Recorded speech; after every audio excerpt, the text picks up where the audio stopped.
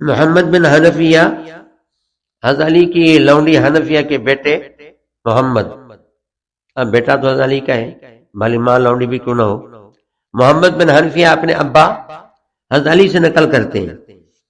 وہ یہ بات نقل کرتے ہیں کہ صحیح بلا بعد النبی صلی اللہ علیہ وسلم آپ کی نظر میں سب سے خیر بہترین انسان سب سے زیادہ کون ہے؟ میں نے کہا ابو بکر صدیق رضی اللہ تعالیٰ. قال ابو بکر. اچھا قال قلت ثم من. اب بیٹا بھی نہیں کہتا کہ ابا تو کیا کہہ رہا ہے، تو امام ہے، تو 12 اماموں میں سے ہما صاحب حکم بر کائنات، ہما چو محمد منزہ صفات، تو ان میں سے ایک ہے، اور تم کہتا خیر الناس ابو بکر ہے. اچھا چلو آپ بات نمبر 2، یعنی میرے دل میں بات آ رہی تھی کم از کم یہ کہ دوسرا نمبر میرا ہے. ثم من، فرمایا پھر عمر.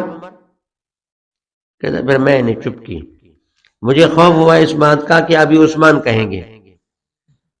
قلت ثم انت، تو لہذا بجائے اس کے میں نے سوال تبدیل کیا، میں نے کہا پھر تیسرا نمبر سے آپ کا ہوگا. فرمایا میں تو ایک عام مسلمان ہوں. اللہ اکبر، کمال تواضع ہے، اتنی بڑی شخصیت ہے، اتنا بڑا اللہ نے مقام دیا ہے. کہتا میں تو ایک عام مسلمان ہوں. اسے بات یہ سمجھ میں آئی ہر آدمی اپنے آپ کو یوں سمجھے کہ میں ایک عام مسلمان ہوں. پھر ایسا سمجھے کہ جو آدمی اپنے آپ کو نیچے کرتا ہے اللہ اس کو اونچا کرتا ہے. من تواضع للہ رفعہ اللہ. جو اپنے آپ کو کم کرتا ہے حقیقت میں اونچا یہ ہے. لیکن یہ وجہ ہے کہ علم کے ساتھ اللہ تعالیٰ نے ابدیت بھی رکھی ہے، کیونکہ علم ابدیت کا فرق ہے. علم اللہ رب العزت کی صفت ہے اور اسی کی تجلی انسان کے اوپر پڑتی ہے تو انسان کو بھی معرفت حاصل ہوتی ہے. اور دوسری جانب ہے ابدیت، اللہ نے پیدائی عبادت کے لیے کیا ہے، تو علم بھی مطلوب ہے، ابدیت بھی مطلوب ہے. لیکن عبادت کی معنی ہے غایت تذلل، کہ آدمی بالکل انتہائی ذلت کا درجہ، یہ ہے عبادت. علم ہے اللہ کی صفت، اللہ کی ذات عالی شان، اللہ عالی ہے تو خدا کی صفات بھی عالی ہیں. اسی علم، خدائی علم کی کرن انسان پر پڑتی ہے تو پھر علم کی تقاضا یہ ہے کہ پھر آدمی میں تکبر آئے، ترفع آئے. تو علم میں تکبر ہے تو اسی کا بدر کا، اسی کا مسلح، اس کے ساتھ ابدیت ملائی گئی. تو علم کے ساتھ ابدیت بھی ہو، تو جب علم کے ساتھ ابدیت ملے گی تو پھر یہ ہے ابدیت آ گئی تو پھر علم کی وجہ سے جو تکبر ہے وہ تکبر انسان میں ختم ہو جائے گا، تواضع آئے گا. ابدیت ملے گی تو تواضع آئے گا. لیکن اتنا تواضع بھی نہ ہو کہ آدمی بالکل نیچے چلا جائے.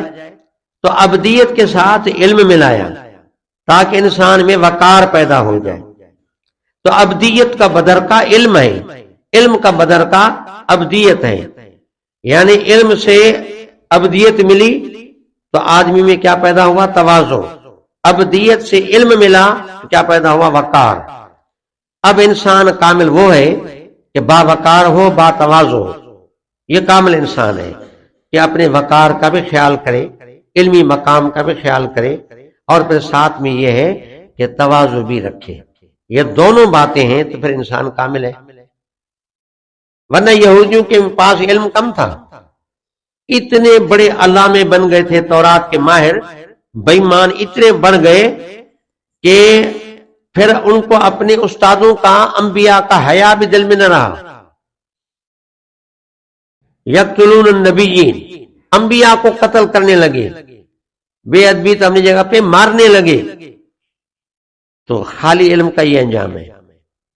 اور خالی ابدیت کہ نصرانیت میں اتنا تواضع کہ اللہ کی مخلوق کو خدا بنا دیا. عیسیٰ علیہ السلام کا باپ نہیں ہے لہذا پھر اللہ کا بھی باپ نہیں ہے تو بس وہ اللہ ہے.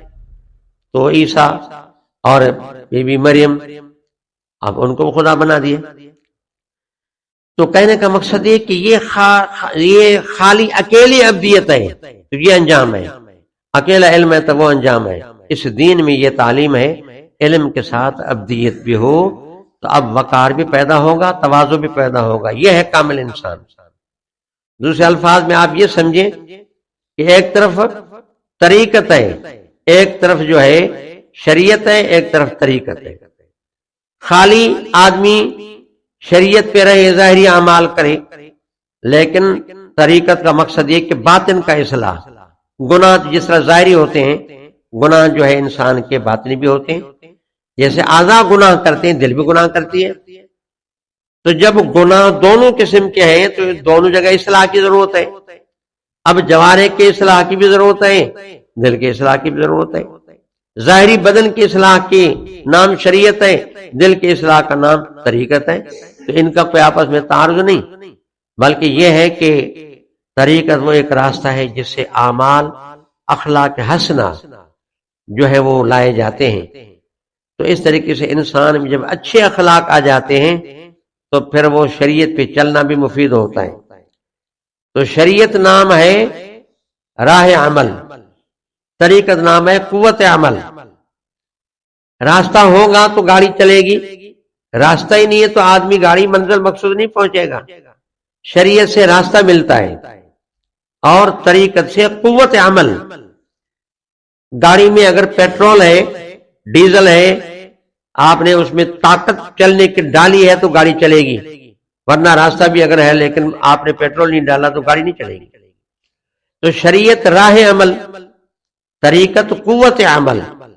اب طاقت آ گئی لیکن آگے جو ہے کسی نے بڑا پتھر اٹھا کے راستے پہ رکھا ہے اور بڑا جو ہے سنگ راہ رکھا ہے تو وہاں گاڑی آپ کی رک جاتی ہے، یا کوئی بڑا کوئی گڑھا ہے یا بڑے بڑے کوئی ٹہنے اپنے بڑے بڑے تنے اٹھا کے وہاں پھینکیں تو آپ کی گاڑی رک جائے گی۔ تو اب اسی راستے کو صاف کرنا، اسی کا نام سیاست ہے۔ تو بھائی یہ ہے، یہ تینوں چیزیں ان کو ملا کر کے اسی کا نام ہے دین، اور ان الدین عند اللہ الاسلام۔ تو یہ جو دیانت ہے اسی کا نام اسلام ہے۔ تو لہذا کوئی کس سے جدا نہیں، شریعت طریقت سے جدا نہیں، طریقت جو ہے وہ سیاست سے جدا نہیں، اور یہ وجہ ہے کہ تمام انبیاء علیہ السلام سیاسی تھے، اور سیاست ان نے بھی کی ہے کہ اللہ کے مخلوق کو اللہ کے قانون کے مطابق ان کو جو ہے چلایا ہے۔ اس لیے عقیدے کی کتابوں میں نصب الامام واجب، یہ وجہ تھی کہ حضرات صحابہ کرام نے سب سے پہلے اس مسئلے کو حل کیا۔ نبی کریم صلی اللہ علیہ وسلم کے کفن دفن سے بھی پہلے اس مسئلے کو حل کیا۔ معلومات کی دین کی حفاظت اتنی بڑی ضروری ہے، تو سیاست جو دین کا پہرا ہے۔ آپ کا اگر آپ نے گھر بنایا، بنگلہ بنایا، بڑا عالی شان جامعہ شریفیہ بہترین مدرسہ ہے 3 منزلہ، لیکن یہاں 15,000 20,000 چوکیدار پہ خرچ کیے جاتے ہیں، یہ کیوں؟ بھائی مکان تو اعلیٰ درجے کا ہے، کام تو اعلیٰ درجے کا ہے، کوئی محافظ تو ہو۔ تو لہذا سیاست دین کا محافظ ہے۔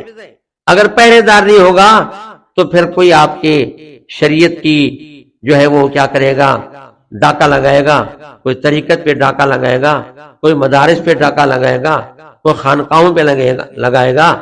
تو مدارس سے شریعت ملتی ہے، خانقاہوں سے طریقت ملتی ہے، اور ان کے پہرے دار سیاست ہے۔ سیاست ہوگی تو پھر یہ محفوظ ہے، نہیں ہے تو نہ آپ کا چادر بچے گی، نہ چار دیواری بچے گی، نہ عزت بچے گی، نہ جان مال کوئی چیز نہیں بچے گی، نہ عبادتگاہ بچے گی۔ تو بہرحال بات تو لمبی تھوڑی سی ہوگی، میں نے جو یہ گفتگو کی وہ اس پہ کہ اس بات پہ ساری آئی کہ حضرت علی نے کہا کہ میں تو ایک عام مسلمان ہوں، اور اب ہم کیا کہتے ہیں، فلاں فلاں فلاں حضرت علامۃ الدہر، خدا کا قہر، پتہ نہیں کیا کیا لقب القاب دیتے ہیں ہم، ولی ابن ولی فلاں فلاں فلاں حضرات، یہ وہ۔ حضرت علی فرماتے میں ایک عام مسلمان ہوں جیسے ہوتے ہیں۔ تو ابو بکر صدیق رضی اللہ تعالیٰ نے جو ہے ایک جا رہے تھے، ایک عورت جو ہے ان نے ان سے پوچھا کہ آپ کون ہیں؟ انہوں نے کہا میں تو ایک عام مسلمان ہوں۔ اس طرح باتیں کرتے کرتے پھر انہوں نے کہا کہ آپ کو سوال کی بڑی زیادہ عادت ہے مائی صاحبہ، اتنے سوال آپ کیوں کر رہی ہیں؟ یعنی تنگ ہو گئے کہ میں نے آپ کو بتایا نا کہ میں ایک عام مسلمان ہوں۔ اچھا، ایک تو پہلو یہ ہے کہ حضرت علی کی اندر اپنی اتنی تواضع، لیکن خلافت بلا فضل حضرت علی کی بقول شیعہ یہ معنی شریعت کے اصول میں پانچواں اصل ہے۔ جیسے نبی کو نبوت پر ایمان ہوتا ہے، تو اب اگر یہ دین کی بنیادی بات ہوتی تو حضرت علی کو بھی اپنے خلافت بلا فضل پر ایمان ہوتا نا۔ اب وہ بھی کہتے کہ میں تو خلیفہ بلا فضل ہوں، پہلا نمبر تو میرا ہے، لیکن اب وہ کہتے میں تو ایک عام مسلمان ہوں۔